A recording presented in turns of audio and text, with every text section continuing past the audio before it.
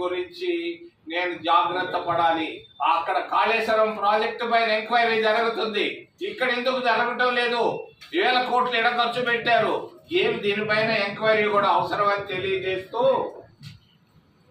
విశాఖ ఉక్కు ఆంధ్రుల హక్కు. నేను కూడా విద్యార్థిగా మరి ఆ రోజుల్లో ఎండల్లో తిరిగాం.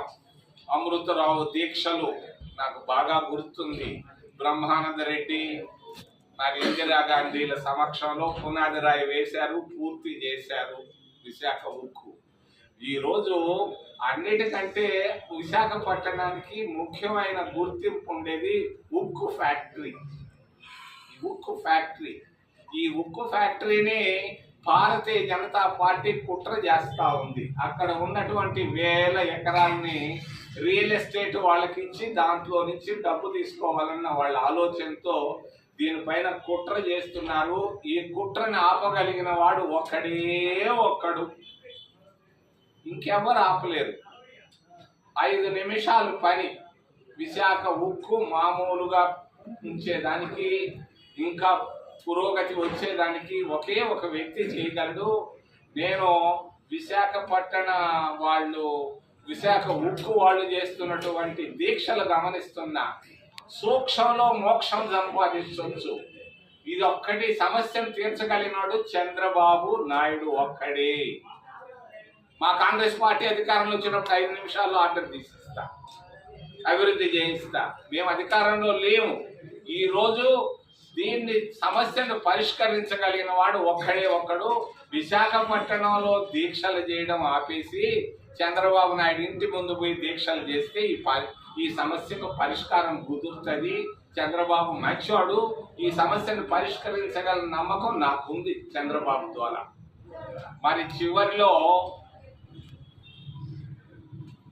మోడీ ప్రభుత్వం ఎప్పుడైనా పడిపోయే అవకాశాలు ఉంది. హర్యానా ఎన్నికల తర్వాత హర్యానాలో ఓడిపోతున్నారు, బంపర్గా ఓడిపోతున్నారు. మహారాష్ట్రలో ఓడిపోతున్నారు, జమ్మూ కాశ్మీర్లో ఓడిపోతున్నాడు. అందుకొరకే పిచ్చి పిచ్చి మాటలు, పిచ్చి పిచ్చి ఉపన్యాసాలు చేస్తున్నాడు అటు అమిత్ షా కానీ ఇటు మోడీ కానీ. మోడీ ఇమేజ్ కూడా బాగా పడిపోతా ఉంది. నిరుద్యోగాన్ని పరిష్కరించలేకపోతున్నాడు, ధరలను అదుపులో చేయలేకపోతున్నాడు, మరి పన్నులు కూడా తగ్గించలేకపోతున్నాడు. దేశం అధోగతిలో ఉంది, ఇది వాస్తవం. పేదవాళ్ల పరిస్థితులు చాలా చాలా అధ్వానంగా ఉన్నాయని తెలియజేస్తూ మరి చంద్రబాబు గురించి ఒక్క మాట చెప్పదలుచుకున్నాను. నాకు 50 ఏళ్ళుగా ఈయన తెలుసు. తిరుపతిలో నుంచి విద్యార్థి దశ నుంచి, నేను విద్యార్థిగా 1974 నుంచి చంద్రబాబు నాయుడు నాకు తెలుసు. నేను ఎంతో మంది రాజకీయ నాయకులను చూశాను. చంద్రబాబు నాయుడు ఉన్నంత లక్కు భారతదేశంలో ఎవరికి ఈరోజు లేదయ్యా. సూపర్ అదృష్టవంతుడు చంద్రబాబు నాయుడు. ఆ అదృష్టాన్ని నేను ఒక రహస్యాన్ని కూడా చెప్తాను. ఆగస్టు 20వ తేదీ 6 గంటలప్పుడు అరగంట సేపు నేను సీతారాం యేచూరి ఆల్ ఇండియా ఇన్స్టిట్యూట్లో కూర్చొని చంద్రబాబు నాయుడు గురించి 25 నిమిషాలు మేము మాట్లాడుకున్నాం. చంద్రబాబు అదృష్టం ఎట్లుంటుందో నేను వెంటనే చెప్పను, కానీ పేపర్లో మీ ముందు చాలా అదృష్టవంతుడు. దేశ రాజకీయం అతని చేతుల్లో ఈ రోజు ఉంది, రేపు లేకపోవచ్చు, ఈ రోజు ఉంది. అందుకొరకే నేను విశాఖపట్నం ఉక్కు దాన్ని వెంటనే విశాఖ ఉక్కుని రక్షించాల్సిందిగా వేరే దీక్షలు వద్దు, ఏమీ వద్దు. చంద్రబాబు నాయుడిని వెంటనే మోడీతో 5 నిమిషాలు కూర్చొని మరి వెంటనే ఈ సమస్యను పరిష్కారం చేసి విశాఖ ప్రాంతానికి మేలు చేయాల్సి ఇందిరాగాంధీ తీసుకొని వచ్చింది. ఇందిరాగాంధీ కాంగ్రెస్ పార్టీ పూర్తి చేసింది.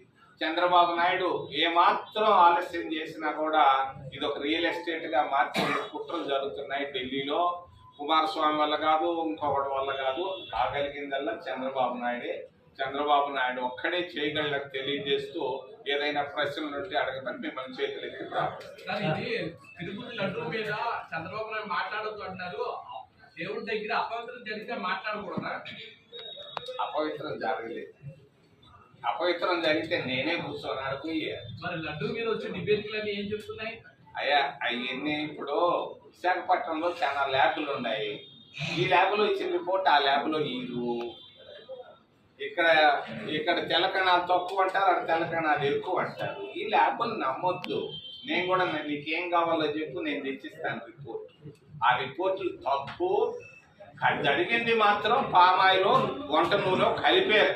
కల్తీ కదా. నెయ్యి స్థానంలో పామాయిల్ కలిపారంటే అది కల్తీయే కదా. అరే నీ బంధపడవు, నేను ఒక మాట చెప్తాను విను. ఆవు నెయ్యి మార్కెట్లో 700 రూపాయలు, వీళ్ళు కొంటున్నది 320 రూపాయలు. వీళ్ళు కొంటున్నదే కల్తీ నెయ్యి కదా. స్వచ్ఛమైన నెయ్యి 700కి ఇస్తారు. 320 రూపాయలు కొనడం అనేది తప్పు.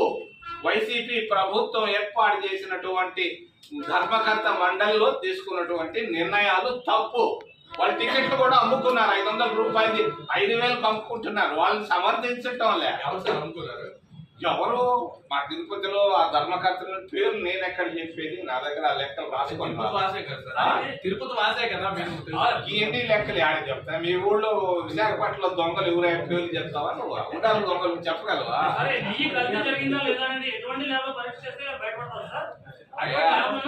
అయ్యా ఇప్పుడు జరగటంలే, జరిగిపోయింది. ఎప్పుడు లడ్లు కూడా అమ్మకం అయిపోయినాయి 2 నెలల నాడు 3 నెలల నాడు. ఇప్పుడున్నటువంటిది కాస్తో కోస్తో పరిశుద్ధమైన నెయ్యి అమ్ముతున్నారు. అది అయిపోయింది. ఇప్పుడు వచ్చిన సమస్య ఏంటంటే మా లడ్డు పవిత్రత తిరుపతి పుణ్యక్షేత్రం పవిత్రత కాపాడాల్సిన బాధ్యత మనందరి పైన ఉంది.